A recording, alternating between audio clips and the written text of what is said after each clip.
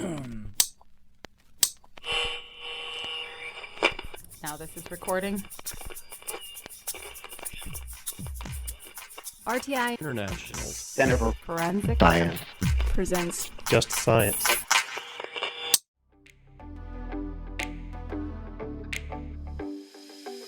Welcome to Just Science, a podcast for justice professionals and anyone interested in learning more about forensic science, innovative technology, current research, and actionable strategies to improve the criminal justice system. In episode 1 of our 2021 NIJ R&D and Beyond mini-season, Just Science sat down with Dr. Francis Scott, a physical scientist in the Office of Investigative and Forensic Sciences at the National Institute of Justice, to discuss the Seized Drugs and Toxicology research and development portfolio. With the introduction of new and more complex substances every year, forensic laboratories need access to the most cutting-edge technology to stay on the forefront of the opioid epidemic. Dr. Francis Scott oversees NIJ's Seized Drugs and Forensic Toxicology R&D portfolio in a concerted effort to provide the latest quality research to the public. Listen along as she discusses the addition of the Research for Publicly Funded Labs program, the complexity of toxicology analysis, and the NIJ's research portfolio in the discipline of seized drugs in this episode of Just Science. This season is funded by the National Institute of Justice's Forensic Technology Center of Excellence. Here's your host, Dr. Jerry Ropero-Miller. Hello, and welcome to Just Science. I'm your host, Jerry Ropero-Miller, with the Forensic Technology Center of Excellence, a program of the National Institute of Justice. Today, our guest is Dr. Francis Scott. She's a physical scientist in the Office of Investigative and Forensic Sciences at the National Institute of Justice, or NIJ. She oversees the Seized Drugs and Forensic Toxicology under OIF's General Forensics portfolio, as well as the Research for Publicly Funded Labs program. Dr. Scott, welcome to our podcast. Thank you, Dr. Ropero-Miller. It's great to be here. So, according to your bio, you received your bachelor's degree in chemistry from the University of California at Davis and your doctorate in physical chemistry from George Washington University. Can you tell the listeners a little bit more about what played in your West Coast, then East Coast academic and professional path at NIJ or to NIJ? Absolutely. So I grew up in California, and I've always been a true crime fanatic. I've always been really interested in forensic sciences. And when I was a sophomore in high school, I took my first chemistry class, and that's when I discovered that I did actually like science. So that went well together. So I knew I wanted to study forensic science. I went to Davis, UC Davis, as you said, pretty near where I grew up. And then when I was getting ready to be done with my bachelor's degree, I had the opportunity to have a really interesting internship at the Sacramento County District Attorney's Lab within their Seized Drugs section. And I was looking to do my graduate work, but I wanted it to have that forensic science feel to it. And so George Washington University, of course, has a forensic science program, at that time the Masters of Science in Forensic Science, an excellent chemistry program, an excellent pharmacology and medical school. And so I applied to GW, and I really tailored my graduate program to my interests. And so I took classes in the med school and classes within the College of Forensic Sciences and classes in chemistry, and I had advisors across all of those different areas so that I could really get that exposure and that knowledge base so that I could go forward and practice forensic toxicology. Okay, a little more dating here. Remind us how long you have been in the role of the program manager for Seized Drugs and Toxicology at NIJ. So I've been at NIJ for 13 and a half years, but I actually spent the first year or so within what was then the Office of Science and Technology.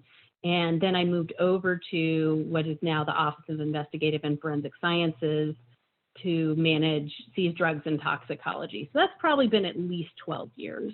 One of the changes in the Office of Investigative and Forensic Sciences program is the addition of the Research for Publicly Funded Labs. Can you tell us roughly when and why this program began and how it has evolved over time?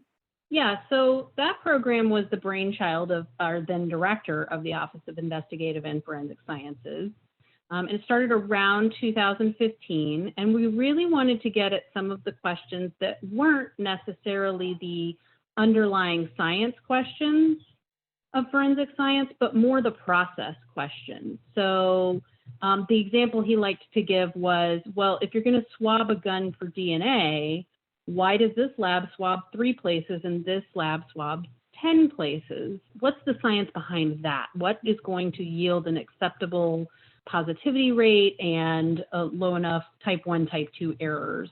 So that was sort of the where it began. And it has evolved through the years. One of the biggest changes we made recently was to allow the applicant to not be the publicly funded lab. Previously, the lab itself had to apply. And what we did was to change that within the last couple of years so that, for example, a university or a not-for-profit research organization can partner with a publicly funded lab. Because one of the things that we know without a doubt is that our publicly funded labs tend to be really stretched for resources, and many of them just do not have the staff, the financial resources to dedicate to doing this type of research. And in fact, that was some of what we were trying to combat, right? In the toxicology world, if you have to just kind of kludge on yet another method every time there's new analytes that you're looking for, and you never have the time to kind of go back and wrap all the methods together, then that ends up taking you longer to do every single case.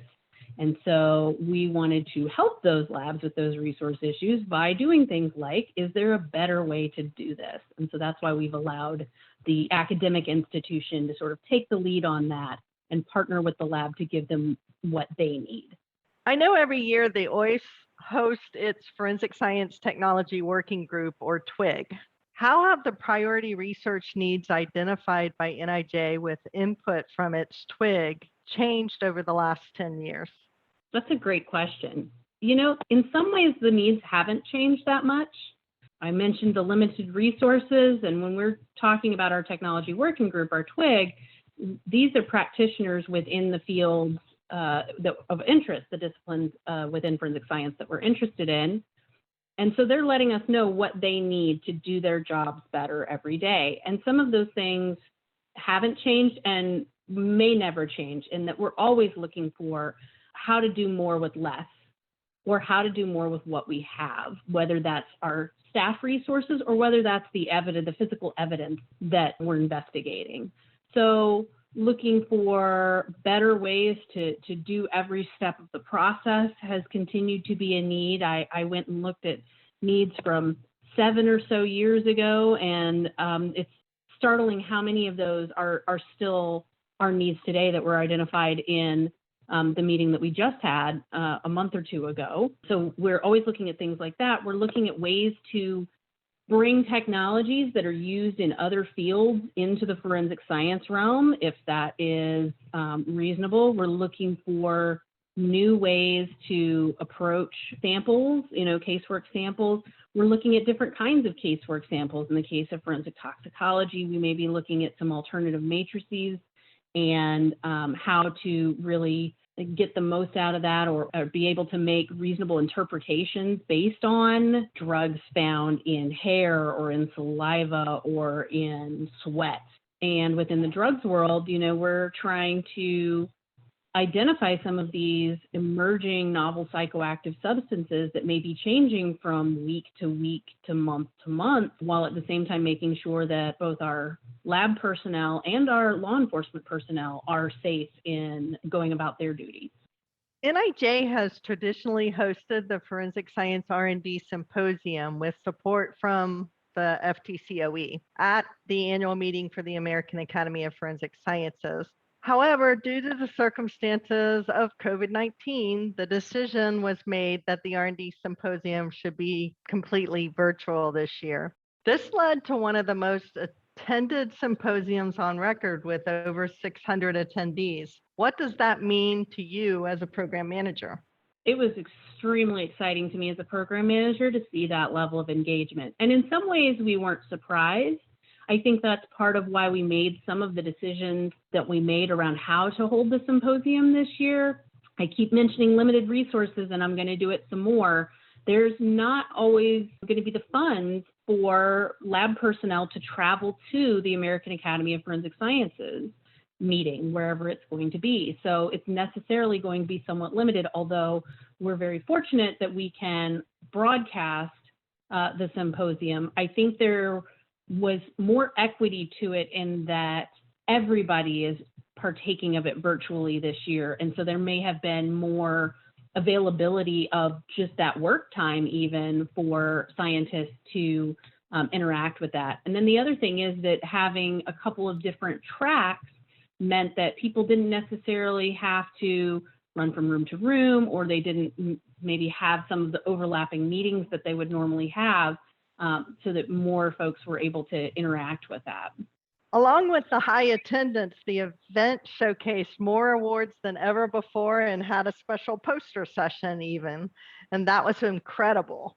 Today, listeners can view that archive of the presentations and the poster session in its entirety, and I just want to let them know that they can get to the archive by going to www.forensiccoe.org. Based on the abstracts NIJ received for considerations and the questions received from the audience this year, were there any common themes that stuck out in your mind? Yeah, I mean, I will confess I paid more attention to my own session than to all of the sessions within the symposium, but I think that, I already mentioned alternative matrices, and that certainly is always a hot topic. Novel psychoactive substances continue to be a hot topic across both drugs and toxicology. Within the toxicology portion of things, the increasing legalization of marijuana has led to a call for fieldable, roadside tests like a breathalyzer for alcohol that would allow for detection of marijuana, but also impairment from marijuana in a driver. So in the case of a DUID, a driving under the influence of drugs case.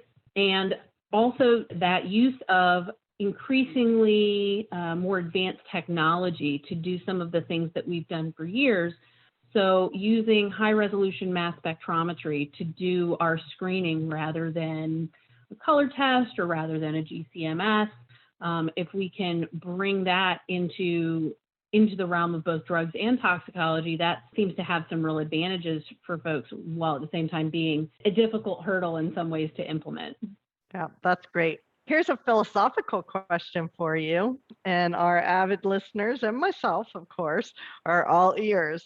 So can you tell us a little bit about the impact of forensic evidence, specifically drugs and toxins, on either forensic science or the criminal justice system as a whole? Sure. Well, I think that for one thing, these increased technologies that we're talking about, sometimes that can get real interesting from a philosophical point of view, because, we're able to detect things down to tinier and tinier amounts in, for example, the body than we've ever been able to before, or, for example, an incredibly trace amount of drugs on something. And so it does lead to more of that question around interpretation. What does that mean if there's this tiny, tiny amount? What can we say about that, either from a toxicological or from a drugs point of view? And then there's also just the impact of that evidence on the criminal justice system as a whole. Like I mentioned DUID, I've talked about drug-facilitated sexual assault. The more understanding the flip side of that, being able to identify these increasingly small amounts of drug could really mean the difference in a drug-facilitated sexual assault case. If we're able to identify something, for example, in one of those alternate matrices, like hair, or we have some work that's going on with one of our grantees right now that actually is looking at blood in a new way to try and lengthen that detection window of how long that drug can be detected in the body. And if we're able to identify a drug weeks, months after a sexual assault has taken place, that could mean the difference between that victim getting justice or not. Yeah, sure. So the analytical noise, the old timely question of, do you really want to interpret it or do you not? Absolutely. Over the past several years, NIJ has conducted outreach to the broader scientific community to connect with researchers whose work has a nexus with forensic science. Can you tell us a little bit more about the impact that outreach has had on forensic science proposals that NIJ receives? Yeah, I think that we're getting proposals from an even broader base of entities than we ever have before. And I think we're getting some really outstandingly novel solutions. Part of the reason that the technology working group is set up the way it is and the reason that we publish the needs is we try to be very solution agnostic. So we don't dictate the solution, we say what the need is. And that really leaves the door open to these novel solutions that we might not have thought of, or those who are real close to the forensic science field might not have thought of. And so I think that we've really expanded both the base of applicants and grantees that we're getting, but also the types of solutions to these problems that we're getting. Are there any pearls of wisdom for new research investigators that are considering funding with NIJ? I mean, the number one pearl of wisdom is to please make contact with a forensic science lab. The benefit of talking to an actual operational forensic science practitioner cannot be overstated. And in fact, that's why we set up a page on our website to try and help connect those operational labs with the academic researchers who have, the opportunity and the means to apply for some of these grants, but really do need the guidance of the forensic practitioners to help them answer the right question, because it's nothing worse than seeing a really awesome proposal from a science point of view that is in its current form not likely to have any impact on the forensic science world for a variety of reasons. That's really great input. So all you researchers, new ones especially, listen to that. Do you find that the broader scientific community has an interest in the challenges for forensic science practitioners and what they're facing? Absolutely. I think that, so we have begun to have a symposium at PitCon, which is the largest analytical chemistry conference in the nation, maybe the world. Don't quote me, I'm not their PR person. But we have done that for 4 years, and I think that has really expanded that pool of folks who know about what the challenges forensic science practitioners face. And I think a lot of the feedback that we've gotten is, oh, okay, that's a sciencey problem. I'm a scientist. I have some ideas about that. And I think it's just making that connection or making that transparent to those that broader scientific community, where they can really see that, yeah, the things that I'm working on are really relevant and applicable to these challenges. So yeah, and everybody loves all the crime shows.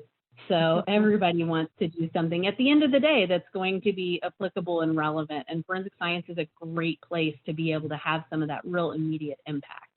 So what is next for the Seized Drug and Forensic Toxicology portfolios? Any striking technology developments or hot research trends that you haven't already given us in some of the earlier questions, or some other collaborations between your forensic science service providers and the academic research, perhaps? Well, I say go look at our new updated operational needs for sure, because I might forget some things. But I think, just to recap some of the ones that I've already mentioned, alternative matrices are always going to be a thing. Hair, oral fluid, sweat. I saw a presentation on tears, so I'm a little scared about how one gets that sample, but hey, that's another alternate matrix. High resolution mass spectrometry as a screening method. I think that's coming up. Automated techniques. I think a better understanding just of these NPS in general, geographically, within different populations like postmortem samples or DUID drivers. I think that's going to be of a lot of interest. I think the field side testing for impairment from a tox point of view, as well as safe testing methods for in the field in the case of large drug seizures or a clandestine laboratory where some of these drugs might be being made or processed for sale, because some of this is not necessarily a production, but perhaps cutting down your kilo of fentanyl to a level that maybe won't kill everybody. you need to know how to be able to test that safely. So I think those are some of just a few of the things that are next for my portfolios. So foundational research in some of the other disciplines has really been brought to the forefront. Are there any foundational research topics that you feel would benefit your portfolio?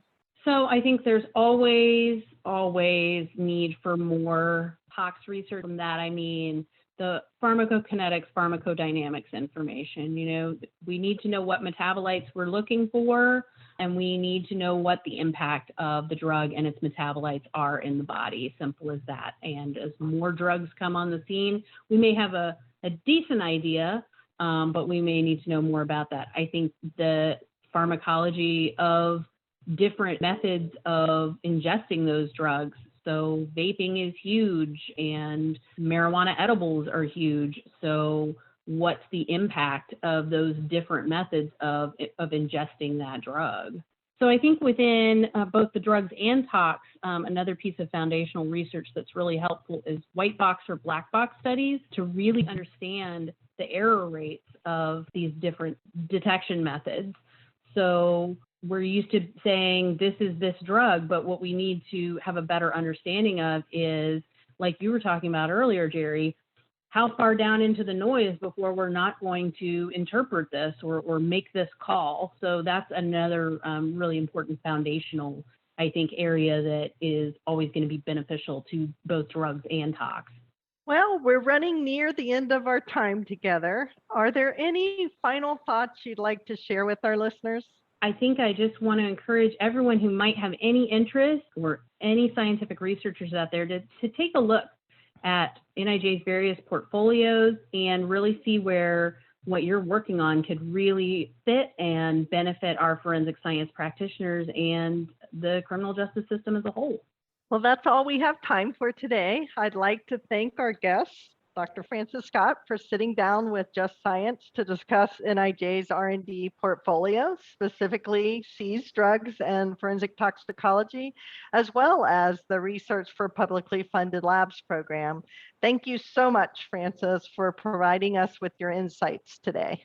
Thank you, Jerry. It's great to talk about subjects that are near and dear to my heart. I'd also like to thank you, the listeners, for tuning in today.